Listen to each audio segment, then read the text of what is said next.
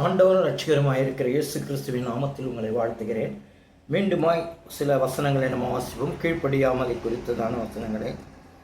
ஆமீன். கலாத்தியர் 5, ரோமர் 11, 29, 32 வரை வாசிப்போம். அதில் வசனம் சொல்கிறது, தேவனுடைய கிருபை வரங்களும் அவர்களை அழைத்த அழைப்பும் மாறாதவைகளே.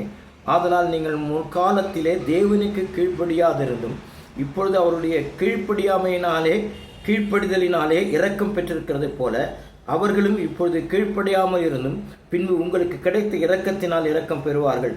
எல்லார் மேலும் இரக்கமாக இருக்கத்தக்கதாக தேவன் எல்லாரையும் கீழ்ப்படியாமைக்குள்ளே அடைத்து போட்டார் என்று வேதம் தெளிவாக சொல்கிறதை நாங்கள் பார்க்கிறோம். ஏன்னு சொன்னால், நல்லா கவனிங்க, நம்ம மாறாதவைகள் முற்காலத்தில் நாம் தேவனுக்கு கீழ்ப்படியாதிருந்தோம் என்று சொல்லி அந்த ரோமர் நிருபத்தில் எழுதப்பட்டிருக்கிறதை பார்க்கிறோம். ஆனால் இங்கே என்ன சொல்கிறாரு? கலாத்தியர் 5:7 நீங்கள் நன்றாய் ஓடினீர்கள், சத்தியத்திற்கு கீழ்ப்படியாமல் போக உங்களுக்கு தடை செய்தவன் யார்?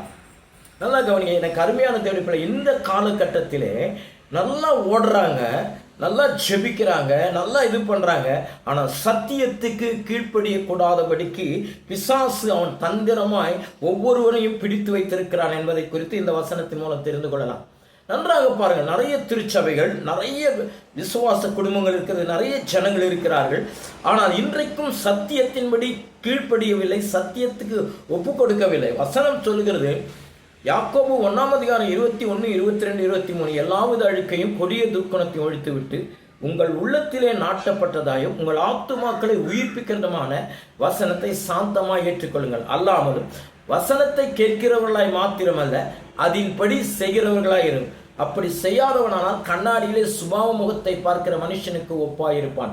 ஏன் என்று சொன்னால், ஒரு தகப்பன் தன் பிள்ளைக்கு சொல்லும் பொழுது அந்த பிள்ளை அந்த வார்த்தையை கேட்க வேண்டும் என்பதுதான் உண்மை, அதன்படி செய்ய வேண்டியதுதான் உண்மை. அவன் தான் ஒழுங்கா தகப்பனுக்கு ஏற்ற கீழ்ப்படுகிற பிள்ளை என்பதை நாம் அறிந்து கொள்ளலாம். அதே போல பரம தகப்பனாகிய ஆண்டவர் சொல்லுகிற வார்த்தைக்கு கீழ்ப்படியாமல் அந்த வசனத்தின்படி நாம் நடவாமல் கிரியைகளை காண்பிக்காமல் போனால் நிச்சயமா நாம் கர்த்தருடைய பிள்ளைகள் என்று சொல்லிக் கொள்வதற்கு நமக்கு தகுதி இல்லை என்பதை இந்த வசனத்தின் மூலமாக நாம் பார்க்கலாம். அதனால்தான் இவர் பிசாசின் தந்திரங்களை எதிர்த்து நிற்பதற்கான ஒரு பலன் வேண்டும். அதற்காக தான் பரிசுத்த ஆவியானுடைய அபிஷேகம் நமக்கு தேவை. அதேதான் அந்த வசனம் நமக்குள்ளே இருக்குமானால் தேவன் நிச்சயமாய் சொல்கிற கர்த்தர் நம்மை ஒரு சரியான இடத்திலே கர்த்தர் நிறுத்துவார். பாருங்களேன், வாசிப்போம். 1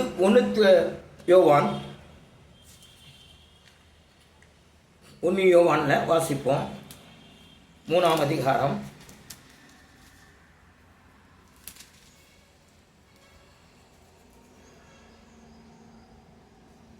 'பாவம் செய்கிறவன் பிசாசினால் உண்டாகி இருக்கிறான். ஏனெனில் பிசாசானவன் ஆதி முதல் பாவம் செய்கிறான்.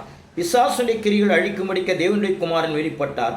தேவனால் பிறந்த எவனும் பாவம் செய்யான், ஏனெனில் அவருடைய வித்து அவனுக்குள் தரித்திருக்கிறது.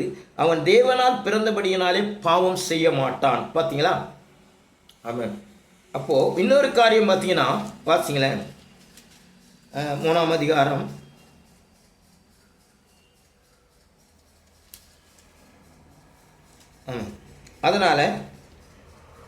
அதனால தான் நாம் ஒருவரில் ஒருவர் அன்பு கூற வேண்டும் என்பதை ஆதி முதல் கேள்விப்பட்ட விசேஷமாக இருக்கிறோம் என்பதை நாம் பார்க்கிறோம். அதனால தான் இங்கே எபேசியர் 5ஆம் அதிகாரம் 1-11 வரை வாசிக்கும் போது, ஆதலால் நீங்கள் பிரியமான பிள்ளைகளைப் போல தேவனை பின்பற்றுகிறவர்கள் ஆகி கிறிஸ்து நமக்காக தம்மை தேவனுக்கு சுகந்த வாசனையான காணிக்கையாகவும் பலியாகவும் ஒப்பு கொடுத்து நம்மில் அன்பு கூர்ந்தது போல நீங்கள் அன்பிலே நடந்து கொள்ளுங்கள். மேலும் பரிசுத்தவான்களுக்கு ஏற்றபடி வேசித்தனமும் மற்றெந்த அசுத்தமும் பொருளாசையும் ஆகிய இவைகளின் பேர் முதலாய் உங்களுக்குள்ளே சொல்லப்படவும் கூடாது. அப்படி வம்பும் புத்தியீனமான பேச்சு பரியாசமும் தகாதவைகள். சோத்திரம் செய்தலே தகும். விபச்சாரக்காரனாவது அசுத்தனாவது விக்கிரகாராதனைக்காரனாவது பொருளாசைக்கான தேவனுடைய ராட்சியமாக கிறிஸ்துவின் ராஜ்யத்திலே சுதந்திரம் அடைவதில்லை என்று அறிந்திருக்கிறீர்கள். இப்படிப்பட்டவைகள் நிமித்தம் கீழ்ப்படியாமையின் பிள்ளைகள் மேல் தேவ கோபாக்கினை வருவதால் ஒருவனும் உங்களை வீண் வார்த்தைகளினாலே மோசம் போகாதபடிக்கு எச்சரிக்கையாயிருங்கள். அவர்களுக்கு பங்காளிகள் ஆகாதிருங்கள். முற்காலத்தில் நீங்கள் அந்தகாரமாயிருந்தீர்கள், இப்பொழுது கர்த்தருக்கு வெளிச்சமாயிருக்கிறீர்கள். வெளிச்சத்தின் பிள்ளைகளாய் நடந்து கொள்ளுங்கள். ஆவியின் கனி சகல நற்குணத்திலும் நீதியிலும் உண்மையிலும் விளங்கும். கர்த்தருக்கு பிரியமானது இன்னதென்று சோதித்து கனியற்ற அந்தகார கிரியைகளுக்கு உடன்படாதீர்கள், அவைகளை கடிந்து கொள்ளுங்கள் என்று புத்தி சொல்கிறார். எபேசியர் 5ஆம் அதிகாரம் 21 24. தெய்வ பயத்தோடு ஒருவருக்கு ஒருவர் கீழ்ப்படிந்திருங்கள். மனைவிகளே, கர்த்தருக்கு கீழ்ப்படுகிறது போல உங்கள் சொந்த புருஷருக்கு கீழ்ப்படியுங்கள். கிறிஸ்து சபைக்கு தலையாயிருக்கிறது போல புருஷனும் மனைவிக்கு தலையாயிருக்கிறார். அவரே சரீரத்திற்கு இரட்சகராயிருக்கிறார். சபையானது கிறிஸ்துவுக்கு கீழ்ப்படுகிறது போல மனைவிகளும் தங்கள் சொந்த புருஷர்களுக்கு எந்த காரியத்தில் கீழ்ப்படிந்திருக்க வேண்டும் என்று இங்கே தெளிவாய் சொல்கிறது. பாருங்கள் எதுக்கெல்லாம்.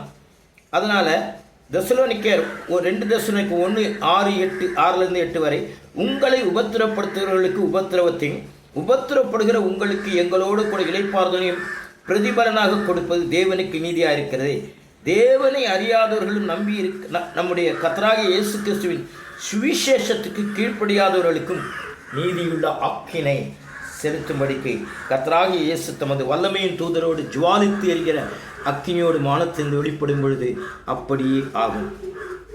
அதனால் நல்லா கவனிங்க, இந்த வசனம் முகத்தை நம்மளை உபத்திரப்படுத்தினாலும் எங்களோடு இளைப்பாறுதல் அடையணும் சொல்லிட்டு தேவனுக்கு பிரதிபலனாக தேவனுக்கு இளைப்பாறுதலையும் தரார். அதனால் தேவனை அறியாதவர்களுக்கு நம்முடைய கர்த்தராகிய இயேசு சுவிசேஷத்திற்கு கீழ்ப்படியாதவர்களுக்கும் ஆக்கினை தீர்ப்பு உண்டு என்று சொல்லி பார்க்கிறோம். கடைசியாக அவர்கள் தேவனை அறிந்திருக்கிறோம் என்று அறிக்கை பண்ணுகிறார்கள், கிரியைகளினாலும் அவரை மறுதலிக்கிறார்கள். அவர்கள் அருவருக்கப்படத்தக்கவர்களும் கீழ்ப்படியாதவர்கள் எந்த நற்கிரியை செய்ய ஆகாதவர்களுமாக இருக்கிறார்கள். எனக்கு அருமையான சொல்லிவிடும். இந்த கீழ்ப்படிதல் மிக மிக அவசியம். நம்ம கீழ்ப்படிவோம். கர்த்தர்